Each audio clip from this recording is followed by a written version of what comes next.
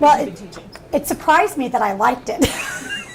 Because like I said, when I was talking to you earlier, was that I really worried there was going to be so much fluff and lovey-dovey stuff, and and I feel like there has to be a balance. You have to have that structure. You have to have that, tough love along with that lovey-dovey stuff too, to make kids be really more accountable. They're going to have to go out in life one day, and we're not going to be there to hold their hands. So we're going to give them those tools, and I think that's what surprised me the most, is that it isn't as fluffy as I thought it was going to be. Did I explain that right? Yeah, it teaches them how to deal with their problems, how to accept it, and what plans do we have, what outs do we have. How about you can talk to someone about it? You guys like that? Talk to someone about it? I like that.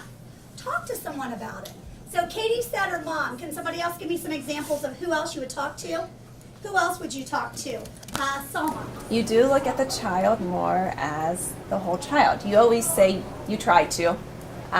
And of course that is our goal as teachers, but I think sometimes you get so boggled into this is the standard we have to hit, we have to be ready by this state test, all of, and this program has kind of helped you see the whole child and how there is something to that. If you have that connection, the academics is going to come, and you need that foundation, that is just as important as the standards, as those other initiatives. So I think it has opened my eyes, and then I feel like I know the kids a little bit better. You think you always know your students, but when you do, like the lesson we just did, and they're writing it down, and you're going around and you're reading it, you're like, wow, I didn't know that, so it does helps you see them in a different way too. Choices, yeah. Watching them get up and talk about how they made a responsible decision, or better yet, the decision that wasn't responsible, and how they see that now they should have done something differently. And I think that's just bringing more awareness to them, yeah, that's not right and that's not okay. I've got to figure out another way to do something. To smell your favorite flower. Breathe in. 1, 2, 3. A little girl, Tori, it was funny, we were getting ready to do this entrance ticket one morning, and we're just reviewing over topics and stuff, and all of a sudden I see her doing this. And I was like, she's doing the 5-square breathing. So that to me really touched my heart. I'm like, oh, look at them really taking it in and having ownership and doing what we're teaching them.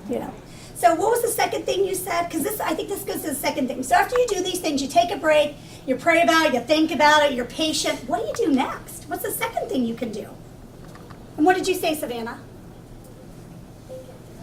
Was it think it through? Yeah. Okay. Think about what to do next. Make a plan. I think the other thing that surprised us was how it is in correlation with the standards. So you don't feel like you need another program on the side. It does go hand in hand. Maybe one day you're not talking about that standard, but then that next day it ties in to it. So it does go through with the standards. Who is this quote from? Who's this quote from? Alex. J.K. Rowling. And who is J.K. Rowling? Who is she? Selma, do you know? Author.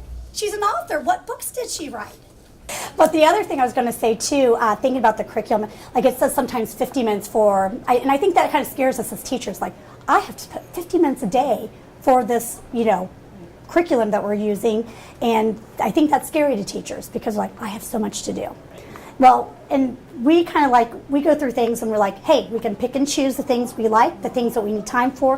What other things can we slide in there that maybe we need to do that's not on our daily plan? But I think it's also going to be very nice for new teachers because they're not going to have to go and find things. Being veterans now, we know how to pick and choose the things we need to make it fit in our classroom.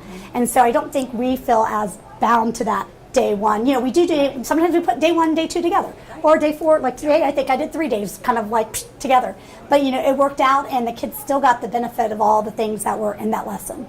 Right. And I think that's the thing we like to tell other teachers is don't be scared of it. It says 50 minutes or this minutes or this. We do not normally use the whole 50. If we could, that would be lovely. Right, but it's just But it's nice to know all those things are there for us, and it's so nice to be able to go online and find what we need And like I said, a new teacher, I think it'd be amazing for a new teacher coming in and going, wow, everything's right here. I don't have to go looking for things, you know. Right. So I think that would be much appreciative of somebody new, or even like us, they're like, oh, we don't have to go look, there it is. And they're enjoying the books too. Yeah. So the book Oh, selection, the books are wonderful. They are enjoying, which helps the kids have, you know, they're interesting to the kids, which is so important. It's making them engage more. Right. Explain what you believe the quote means by our choices are more important than our abilities. How does that reflect something in your life? This is a good time to do this because a lot of them are checking out, being the end of school. So we've had plenty of their own decisions they've made or their own choices to talk about, was it responsible? You know, what could have we done instead? So just helping them grow as a person, not just as a student, which is important, but as a person as well.